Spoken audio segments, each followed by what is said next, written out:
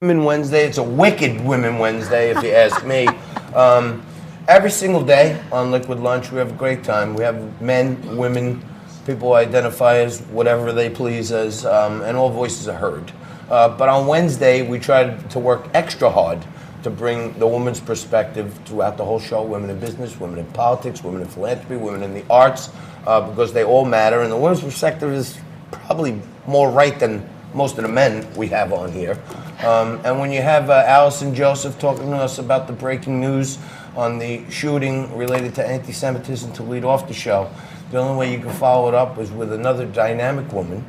Dr. Nan Hayworth joins us today. She's a former Republican member of Congress, and she's a member of the board member of the Independent Women's Forum.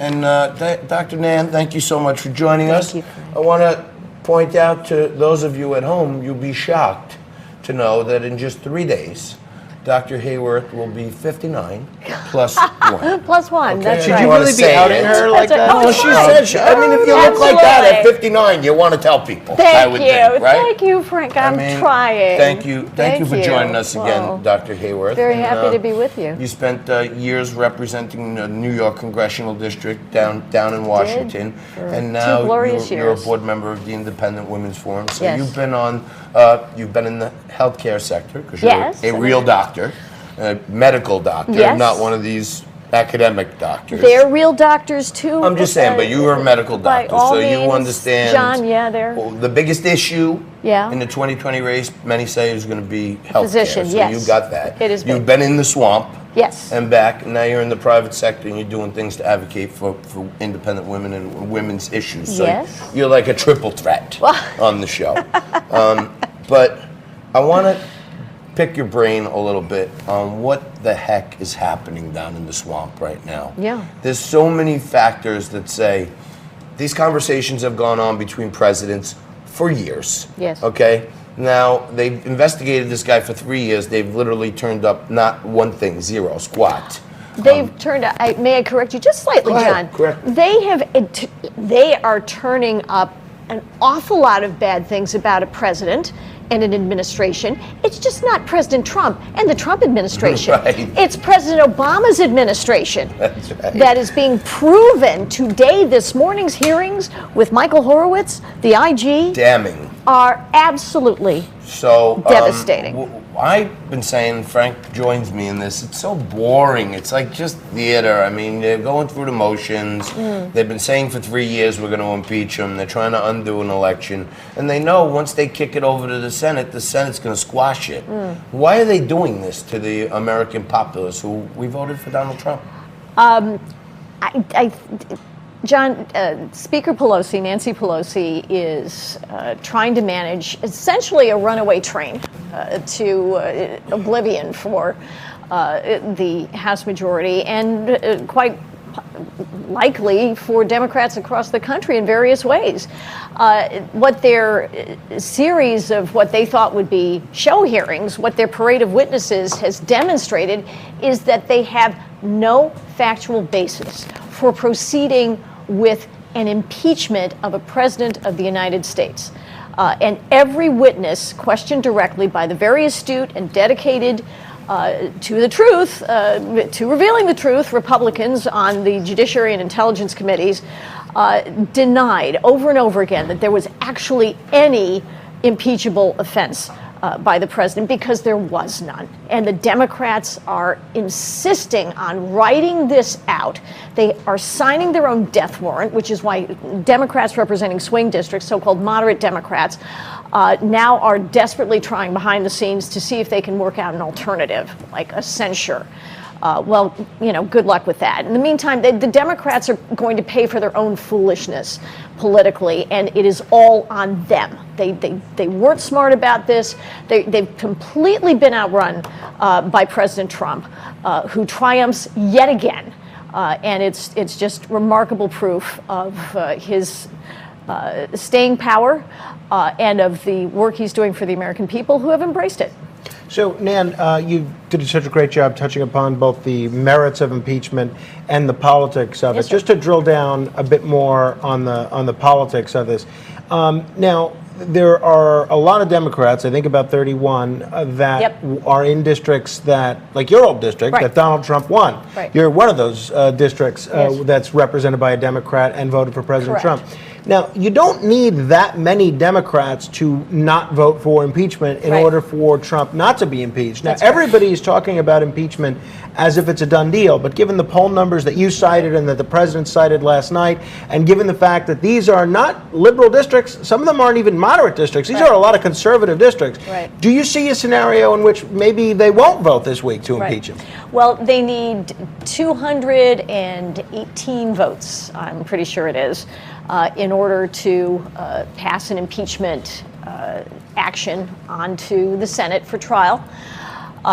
And you know, it's entirely possible they will lose the number of votes they need. I think they have 237 now. So if they lose 19 votes, then or if they lose 20 votes, sorry, then Well, they're done. right, Then, So then two everything, already voted against it. Then everything- right. There are everything. two Well, or Democratic. have said they're voting against it. have Yeah. said, but they didn't vote for The inquiry, right. the inquiry. Yeah. Right. So let's assume they stay with the Right, cause. which they And then we probably only will. need 17 That's to end correct. this. That's and correct. I guess there's one Or independent 18. member who is going. Justin Amash. With, Right. Amash is going Yeah. with them. Yeah. So 18 is the magic number.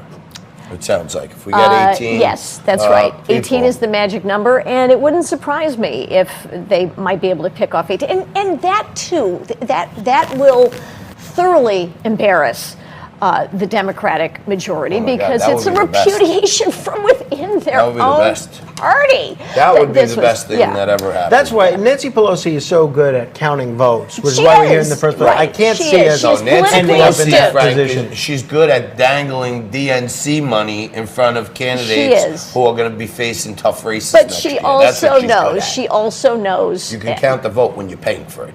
Well, but the toughest job in politics is to be speaker of anything, and Yeah. for her to be speaker twice, it shows she knows how to count. But And she's got a lot of money behind her. that's for sure. Yeah. Nan, talking about the politics of the presidential race as Yeah. it relates to impeachment, you know, Michael Bloomberg, who's got ads running all over the place, who's Yes. not participating in the debate next Right, week, right. he really hasn't mentioned impeachment at all.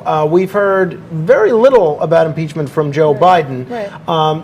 The senators that are running, they obviously have been more vocal. Yeah. What role do you expect impeachment to play in the Democratic debate next week and going forward as we head towards the primaries? Frank, I'm going to guess they're going to try to downplay it in a very substantial way because the Democrats don't have anything to go on. I mean, look at Adam Schiff. Adam Schiff's entire theme was that President Trump tried to bribe, extort from the president of Ukraine certain political gifts, right? That was the entire thrust of those Intel committee hearings.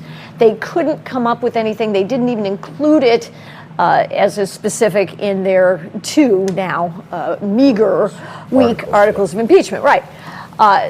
So the Democrats, any savvy Democrat, and certainly any Democrat running for president, knows this is a loser. You know, the polling in swing states, right? Key swing states, Wisconsin, Michigan, Pennsylvania. President Trump is running fairly generously ahead of every member of the Democratic field, including Joe Biden and including, I think they've measured him against Michael Bloomberg as well.